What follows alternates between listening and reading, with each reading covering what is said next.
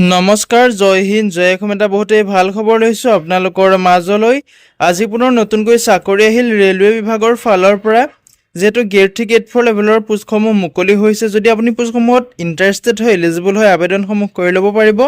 এই পদসমূহত আপুনি কেনেদৰে আবেদন কৰিব, আবেদন কৰিবলৈ আপোনাৰ বয়সৰ সময়সীমা কিমান বিচাৰিছে, এডুকেশ্যন কোৱালিফিকেশ্যন কিমান বিচাৰিছে, লগতে আপোনালোকৰ চিলেকশ্যন প্ৰচিডিউৰটো কেনেধৰণৰ হ'ব, সম্পূৰ্ণ তথ্য এই ভিডিঅ'টোত আলোচনা কৰিম। ভিডিঅ'টো শেষলৈকে চাব, অলপো স্কিপ নকৰাকৈ। যদি ভিডিঅ'টো ভাল পায় তেনেহ'লে এটা লাইক কৰিব আৰু মোৰ চেনেলটোলৈ যদি প্ৰথমবাৰৰ কাৰণে আহিছে তেনেহ'লে চেনেলটো ছাবস্ক্ৰাইব কৰিবলৈ নাপাহৰিব। লগতে ভিডিঅ'টো সকলো বন্ধু বান্ধৱীলৈ শ্বেয়াৰ কৰি দিব যাতে সকলোৱে জবৰ আপডেটসমূহ প্ৰতিদিনে পাই থাকিব পাৰে।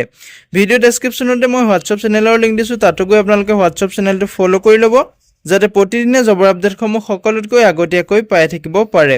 যিহেতু ৰেলৱে বিভাগৰ ফালৰ পৰা 2025 বৰ্ষৰ কাৰণে বহুতে এটা ভাল সুবিধা আহিছে, সুযোগ আহিছে। যদি আপুনি এই সুবিধা সুযোগটো ল'ব বিচাৰে ল'ব পাৰিব। এই সুবিধা সুযোগটো নেহেৰুৱাব। যদি আপুনি ইণ্টাৰেষ্টেড হয়, এলিজিবল হয়, আবেদনসমূহ কৰি ল'ব পাৰিব। ইয়াতে আপোনালোকে দেখিবলৈ পাইছে RRB ৰিক্ৰুটমেণ্ট 2025ৰ ফালৰ পৰা 368টা ছেকশ্যন কণ্ট্ৰলাৰ পোষ্ট মুকলি হৈছে। যিহেতু এই পদসমূহত আপোনালোকে অনলাইন মাধ্যমেৰে আবেদন কৰিব পাৰিব। ইয়াতে ৰেলৱে ৰিক্ৰুটমেণ্ট বৰ্ডৰ ফালৰ পৰা যিসমূহ পোষ্ট মুকলি কৰি দিছে, পদসমূহৰ লাষ্ট ডেটটো আপোনালোকৰ 14 অক্টোবৰ তাৰিখলৈকে আপোনালোকৰ লাষ্ট ডেটটো দিয়া আছে। যদি আপুনি ইণ্টাৰেষ্টেড হয়, এলিজিবল হয় এই পদসমূহৰ প্ৰতি, অক্টোবৰ মাহৰ 14 তাৰিখলৈকে আপুনি আবেদনসমূহ কৰিব পাৰিব। ইয়াতে এটা অভাৰভিউটো দিয়া আছে। পোষ্টটোৰ নাম হৈছে আপোনালোকৰ ছেকশ্যন কালেক্টৰ। যিহেতু টোটেল পোষ্ট দেখিবলৈ পাইছে ইয়াতে 368টা পোষ্ট দেখিবলৈ পাব। পে লেভেলৰ ক্ষেত্ৰত ক'বলৈ গ'লে আপোনালোকৰ যিটো পে লেভেল 6ৰ মতে দিব, 7th CPC মতে আপোনালোকৰ চেলাৰীটো দিব। আপোনালোকৰ বেছিক পেটো 35,400 টকাৰ পৰা ষ্টাৰ্ট হ'ব। লগতে আপুনি এক্সট্ৰা বেনিফিটো পাব। যদি আপুনি ইণ্টাৰেষ্টেড হয়, এলিজিবল হৈ এই পদসমূহৰ প্ৰতি আবেদনসমূহ কৰি ল'ব পাৰিব।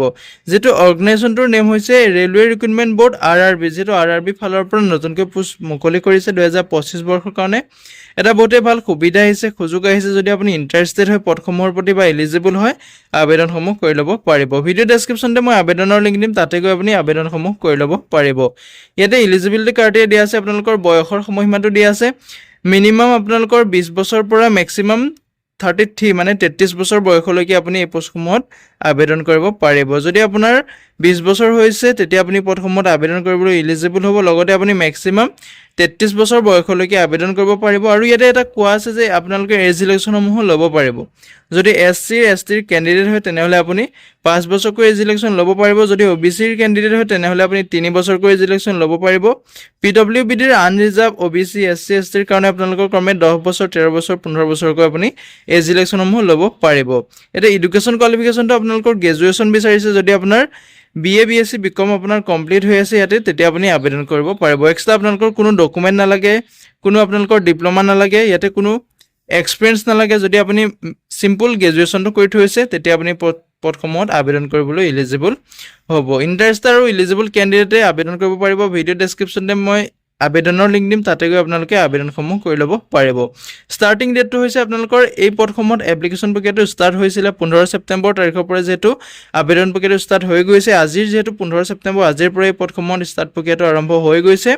লাষ্ট ডেটটো আপোনালোকৰ 14 অক্টোবৰ তাৰিখলৈকে আছে। যদি আপুনি এই পদসমূহৰ প্ৰতি ইণ্টাৰেষ্টেড হয়, এলিজিবল হয়, পদসমূহত আপুনি আবেদনসমূহ কৰি ল'ব পাৰিব।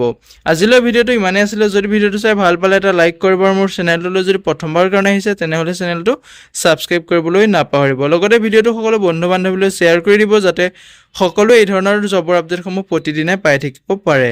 ভিডিঅ' ডেছক্ৰিপশ্যনতে মই হোৱাটছআপ চেনেলৰ লিংক দিম, তাতে গৈ আপোনালোকে হোৱাটছআপ চেনেলটো ফ'ল' কৰি ল'ব যাতে প্ৰতিদিনে জবৰ আপডেটসমূহ সকলোতকৈ আগতীয়াকৈ পাই থাকিব পাৰে। জয় হিন্দ, জয় অসম।